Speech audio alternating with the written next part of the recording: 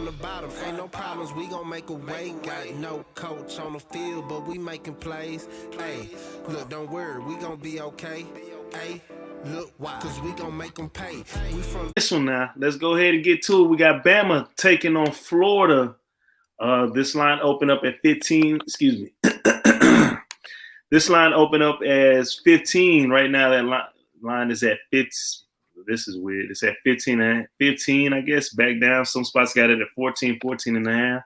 Last night, when I was looking at around 2, 3 in the morning, it was at 15 and a half. So, I mean, I guess depending on who you like in that one, you better jump on it quick. The total opened up with 54 and a half. Right now, that line's at 59 as a consensus. The number one team in the country, Alabama, 2-0 on the year, but 1-1 against the spread. That was one of my picks I chose last week. I thought they was going to cover the 55 against Mercer, but they were unsuccessful. Give me a second. Let me pull this up because I did not have it pulled up. Florida, 2-0. They are 0-2 against the spread, though, because they played some teams that ended up giving them some very large spreads. Injury reports for Bama. Allen, the linebacker, DN, he's out. They do have a couple of guys out.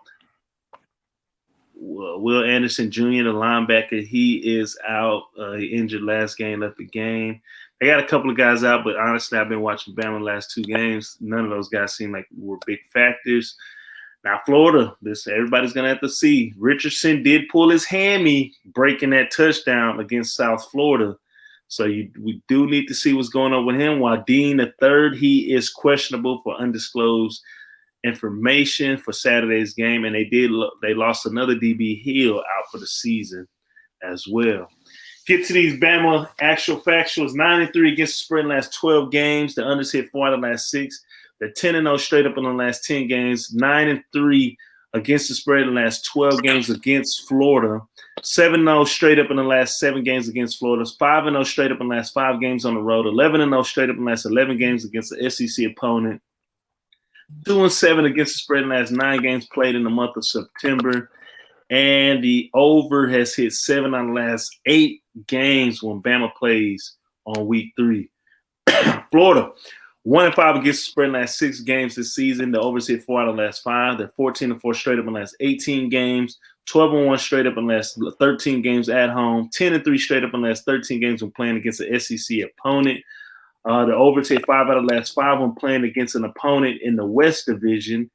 And they are 1-4 against the spread in the last 5 games when played on a Saturday. Bama traveling to Gainesville to take on the Gators. Flat Top, and let you lead this one off first. What you got on this? I think this is going to be like the Miami game. I think Florida is a really good team. They always have a really good season. But every time I watch them play Bama, it looks like they're playing college versus high school. I think Bama, after watching Bryce Young, the past couple weeks, can this freshman come in and play some big games and play with kind of the poise that Bama expects? And Bryce Young has exceeded all my expectations for handling himself coming into a big, Nick Saban program. So I think Bama, their defense is always top of the line.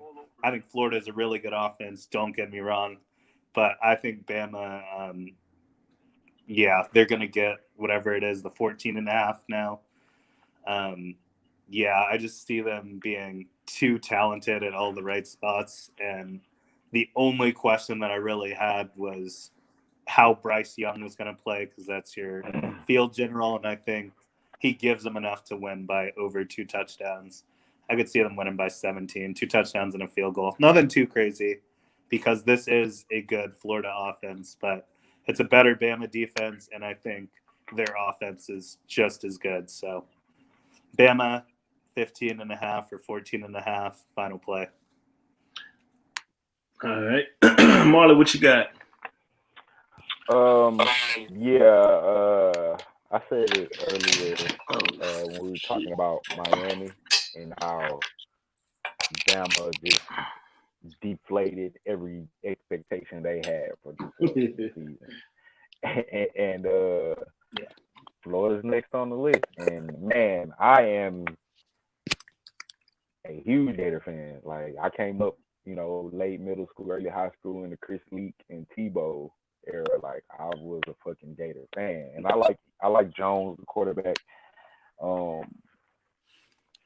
But what I saw out of Bryce Young against that Miami game, and we already know, like everywhere else, they stack, bro. They're gonna have the best receivers, the best running backs, the best defense, the best linebackers, probably not the best DBs. That probably go to LSU, but everywhere else, they're stacked. They're the best at everything. And Bryce Young is 46 for 65, 571 yards, 7 touchdowns, QBR of 78. I don't care who's hurt for Alabama. As long as he's back there and I watched them show a film.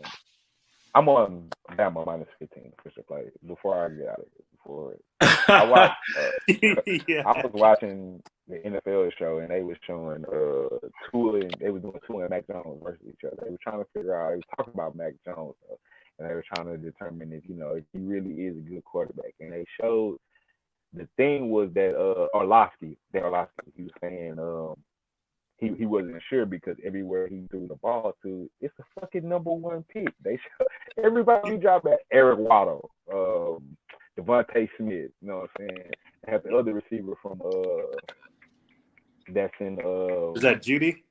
Ruggs, there we go. Oh, Ruggs, yeah. Ruggs. And then he eventually threw the ball to Najee Harris coming out the backfield. Yeah. And it's like, bro, Alabama, everywhere you look at every position is number one draft pick. First round draft, not number one, but first round draft pick. Yeah. So it's just like as good as Florida is, and I don't know how good they are yet. So, but at their best, on their best day, they're still probably not 14 points. They're still 14 points behind Alabama. As long as Bryce Young, like I don't know what they can do. I don't think they can outscore them. And I don't think they can bully them. I don't think they can stop them from scoring. I mean, they're going to try to outscore them because that's pretty much all they can do. And that defense, bro, I don't know. I've seen that defense. Maybe Miami's not that good, but I think Alabama made them look that way.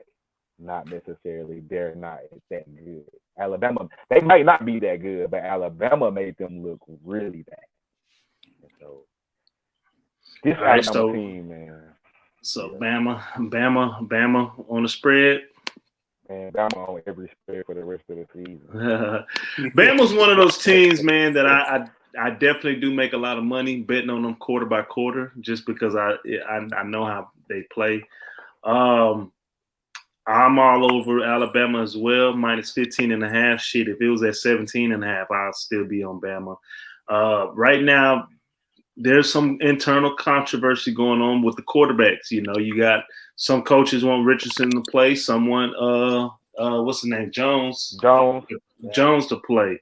And I think the shining by Richardson is fucking with the way Emory Jones is thinking now.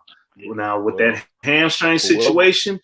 That's huge, because I think after that game they're like, okay, we got to start this Richardson cat. Like, he's ready to go. Whoever goes start, the other one is gonna play the week after that because he's gonna get punished.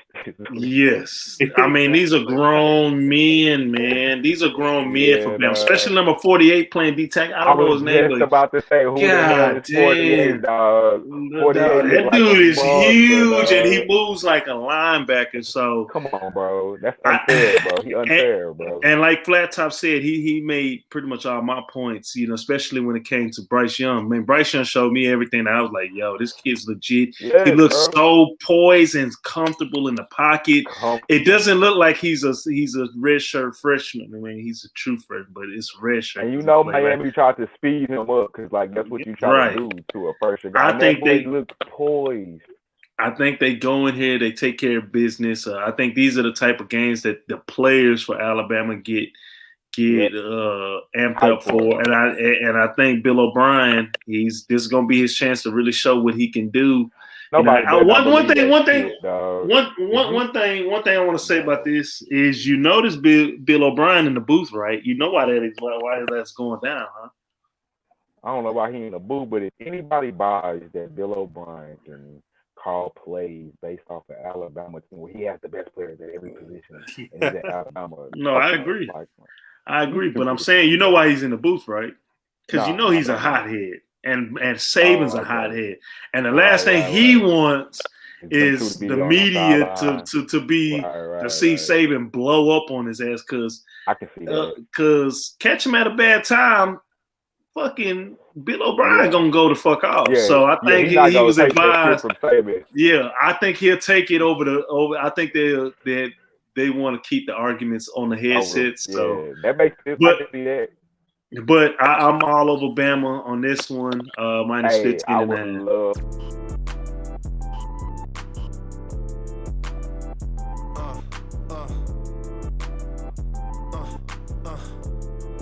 Check it out.